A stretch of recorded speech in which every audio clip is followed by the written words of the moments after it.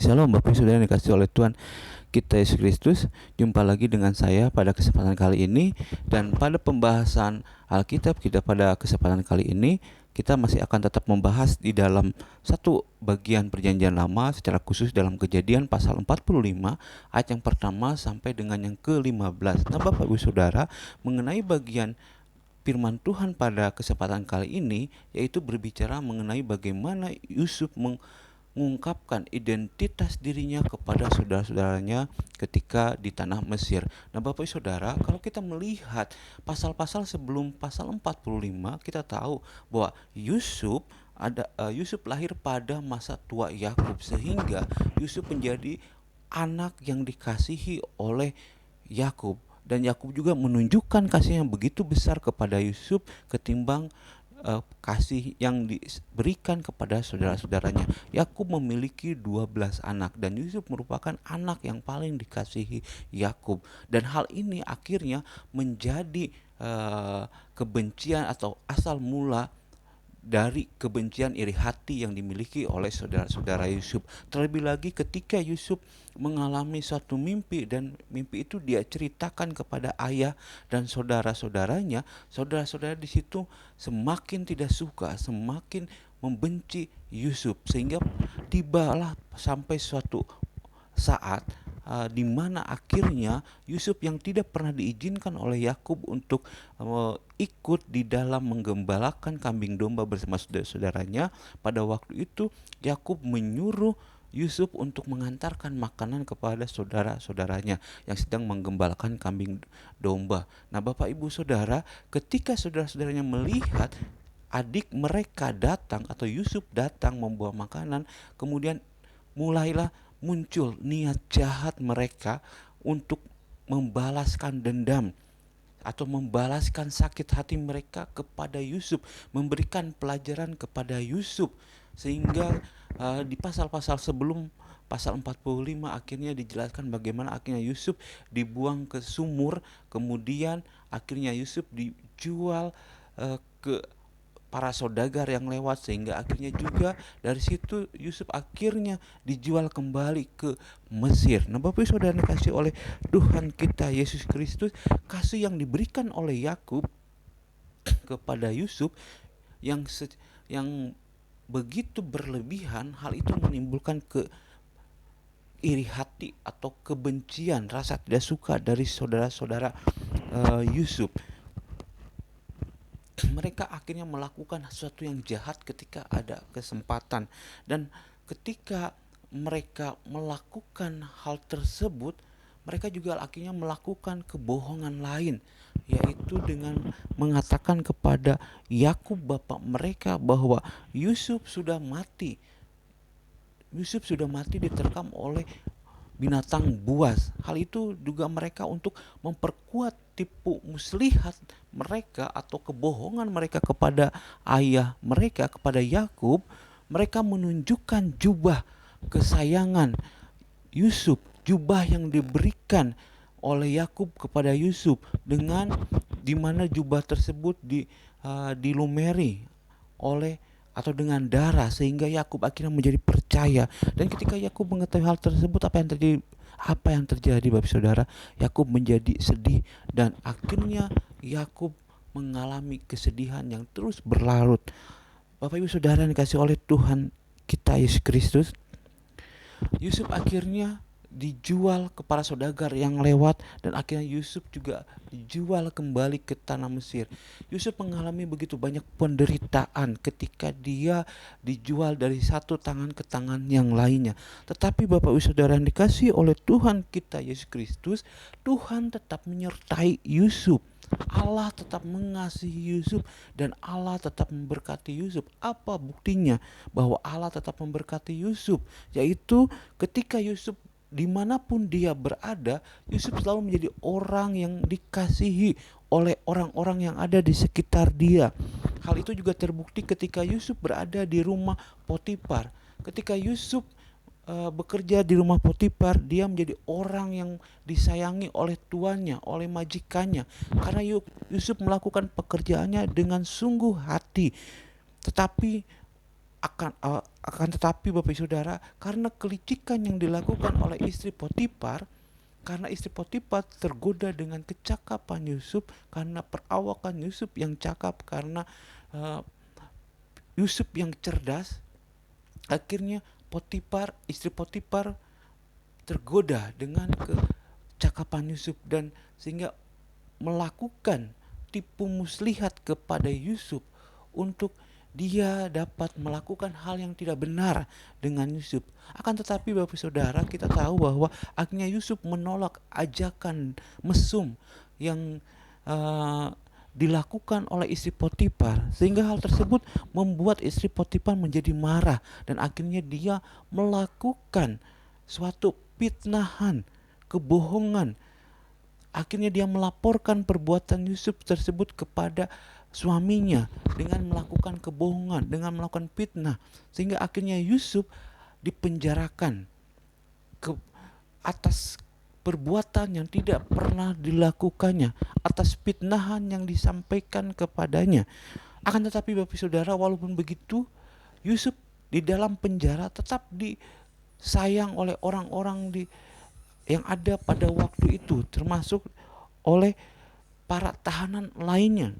Nah, Bapak Ibu Saudara, kalau kita melihat di dalam pasal-pasal sebelumnya juga, akhirnya di dalam penjara Yusuf bertemu dengan juru minum dan juru makan dari kerajaan Mesir pada waktu itu. Mereka sama-sama dipenjara dengan Yusuf, dan akhirnya Yusuf juga mengartikan mimpi daripada juru minum dan juru makan kerajaan Mesir pada waktu itu.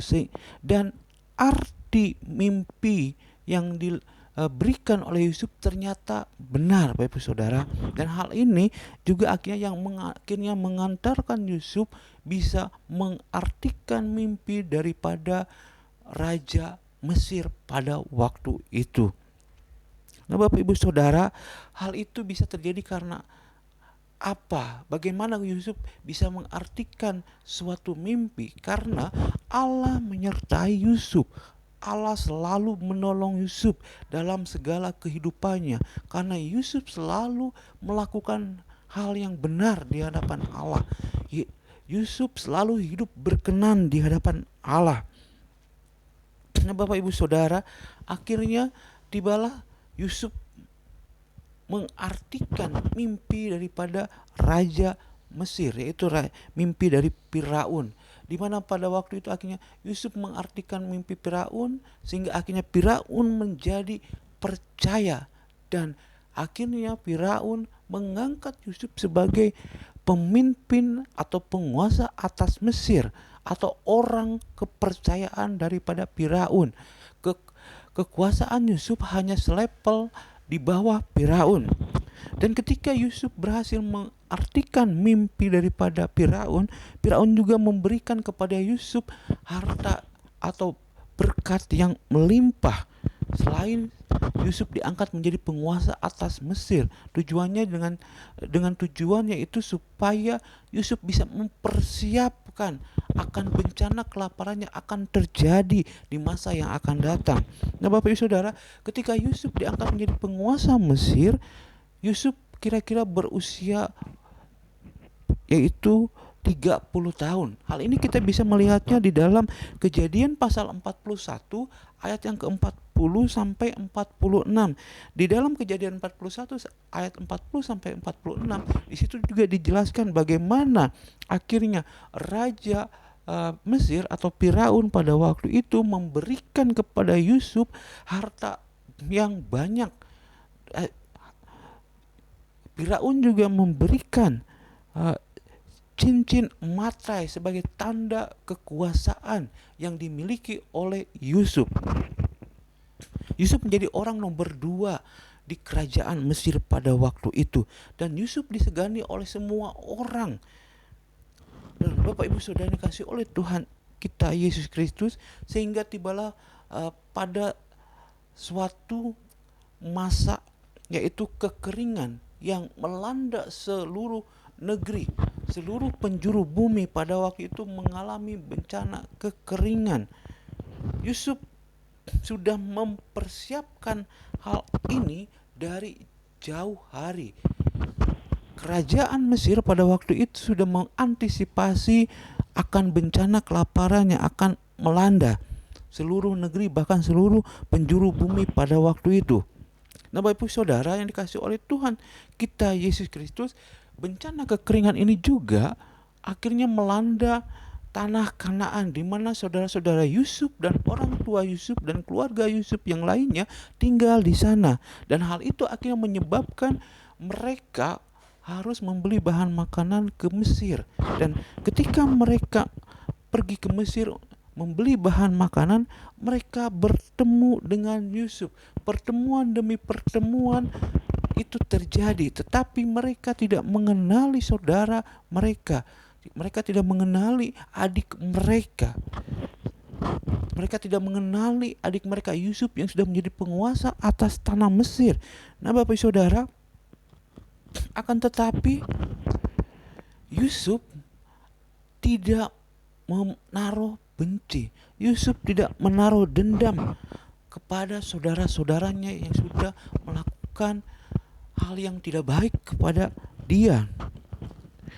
Bagi Yusuf, penderitaan yang dia sudah alami, yang sudah dia lewati itu, atau keberadaannya di Mesir adalah bagian daripada rencana Allah supaya ia bisa tetap memelihara hidup saudara-saudaranya serta ayahnya Yakub dari bencana kelaparan dan kekeringan.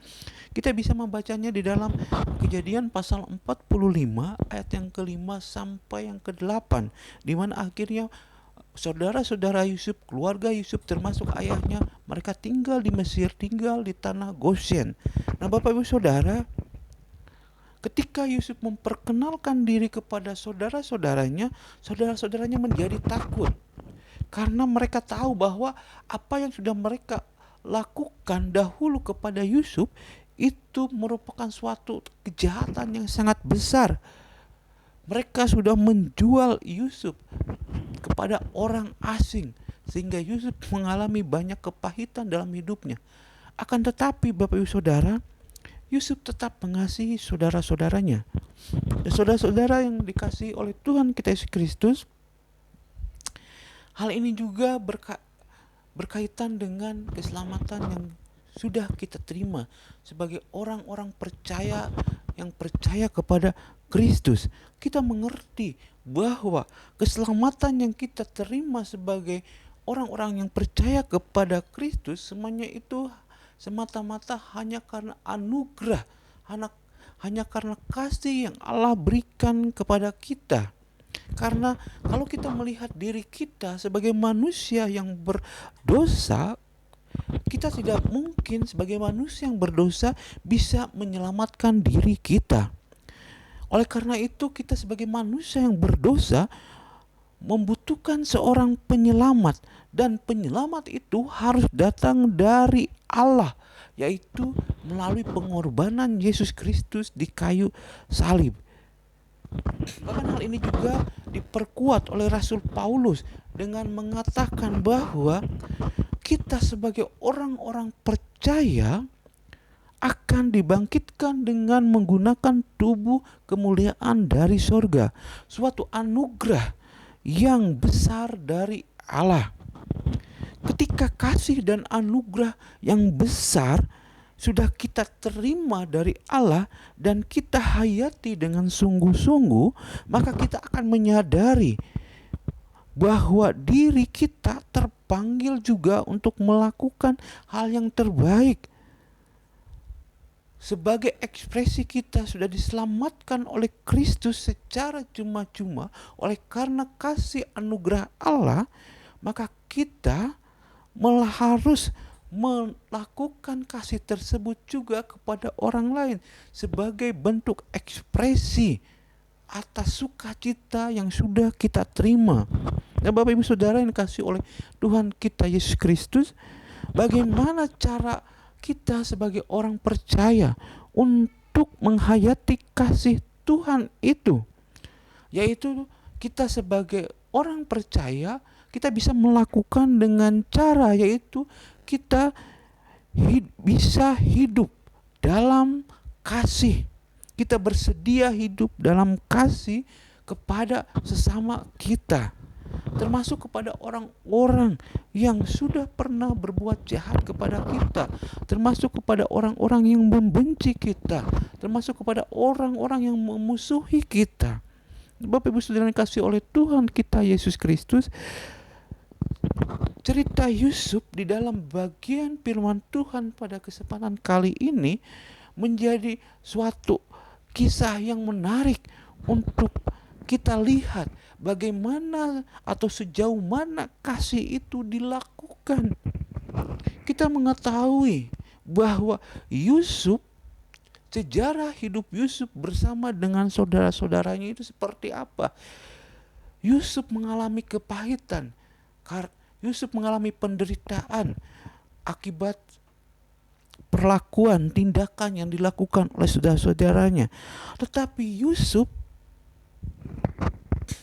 dia tidak marah, dia tidak dendam kepada saudara-saudaranya. Tetap malahan Yusuf masih mengasihi, bahkan tetap mengasihi saudara-saudaranya. Dengan cara apa? Kita bisa melihat di bagian firman Tuhan pada kesempatan kali ini, yaitu dengan cara apa? Yusuf memberi pertolongan kepada mereka, kepada saudara-saudaranya, dengan memberikan bahan makanan supaya mereka bisa bertahan hidup, mereka bisa bertahan dari bencana kelaparan yang sedang melanda. Dan bahkan kalau kita membaca lebih lanjut lagi, bahwa bencana kelaparan masih akan terjadi beberapa tahun ke depan. Dan bagaimana seandainya kalau Yusuf tidak ada di Mesir pada waktu itu. Dan Bapak Ibu Saudara yang dikasihi oleh Tuhan kita Yesus Kristus, kisah Yusuf lebih besar, kasih Yusuf lebih besar dari pengalaman pahitnya dengan saudara-saudaranya. Semua yang dialami oleh Yusuf sebenarnya dapat saja mendorong Yusuf untuk melakukan pembalasan kepada saudara-saudaranya. Yusuf bisa saja membalas perbuatan jahat yang sudah pernah dilakukan oleh saudara-saudaranya kepada dia, tetapi Yusuf tidak melakukannya. Bapak Ibu Saudara, Yusuf, apapun yang dilakukan oleh saudara-saudara terhadap Yusuf, Yusuf tidak membalas perlakuan saudara-saudaranya, tidak membalas kejahatan dengan kejahatan. Yusuf tidak melakukan kejahatan terhadap saudara-saudaranya, meskipun dia sudah dilakukan tidak baik oleh saudara-saudaranya, walaupun dia sudah dilakukan secara buruk oleh saudara-saudaranya. Yusuf melihat segi positif, sudut pandang positif dari pengalaman hidup yang diberikan oleh saudara-saudaranya. Yusuf melihat bahwa apa yang dia alami adalah bagian dari rencana Allah untuk memelihara saudara-saudaranya dan ayahnya Yakub dari bencana kekeringan dan kelaparan yang melanda negeri mereka. Sedangkan kita tahu bahwa Mesir pada waktu itu tidak mengalami kekeringan. Mesir tidak mengalami bencana kelaparan karena Mesir sudah mempersiapkan, mengantisipasinya di bawah kepemimpinan Yusuf. Firaun sudah memerintahkan Yusuf untuk menjadi pemimpin, mempersiapkan bencana yang akan terjadi. Nah, Bapak Ibu Saudara, jika tidak ada Yusuf di Mesir, mungkin saja keluarga Yakub termasuk saudara-saudara Yusuf, mereka tidak bisa terhindarkan dari bencana kelaparan, termasuk orang-orang di Mesir juga. Oleh karena itu, segala sesuatunya Yusuf melihat bagian daripada rencana Allah. Kita bisa membaca di pasal 45 ayat yang kelima sampai ke-8. Di situ dikatakan oleh Yusuf bahwa keberadaan dia itu karena Allah yang mengizinkan dengan tujuan untuk memelihara hidup mereka. Nah, Bapak Ibu Saudara yang dikasihi oleh Tuhan kita Yesus Kristus, sikap yang luar biasa yang dilakukan oleh Yusuf kepada saudara-saudaranya ini harusnya menjadi dorongan bagi kita sebagai orang-orang Kristen yang ada di Indonesia juga untuk melakukan yang sama kepada orang lain, kepada sesama kita. Seperti Yusuf melihat bahwa semua yang terjadi itu ada dalam rencana, ada dalam proses rencana Allah. Meski Yusuf harus menderita, tetapi tangan Tuhan tetap menyertainya dan memberkati Yusuf. Sehingga kita tahu, tadi saya katakan di awal, bahwa Yusuf tetap dimanapun dia berada, Yusuf tetap mendapatkan kasih daripada orang-orang di sekitarnya. Semuanya itu merupakan bukti daripada penyertaan Allah kepada Yusuf. Nah, Bapak Ibu Saudara, di awal penderitaan Yusuf sampai akhirnya Yusuf menjadi penguasa, Yusuf selalu melakukan apa yang benar di hadapan Allah. Berkat sikap hidup yang demikian itu, Yusuf akhirnya mendapat pertolongan, mendapat berkat Allah, mendapat kasih Allah. Hal itu juga seperti yang disampaikan oleh pemazmur di dalam kitab Mazmur, bahwa ketika umat Allah berada dalam kondisi dapat menjaga hidupnya tetap benar di hadapan Allah, maka Allah akan menolong dan menyelamatkan mereka dari orang-orang yang sudah berbuat jahat kepada mereka.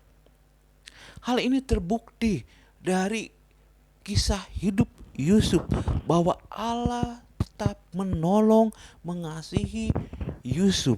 Nah, Bapak Ibu Saudara, Yusuf juga bisa mentransfer kasih Allah yang sudah dia terima kepada saudara-saudaranya.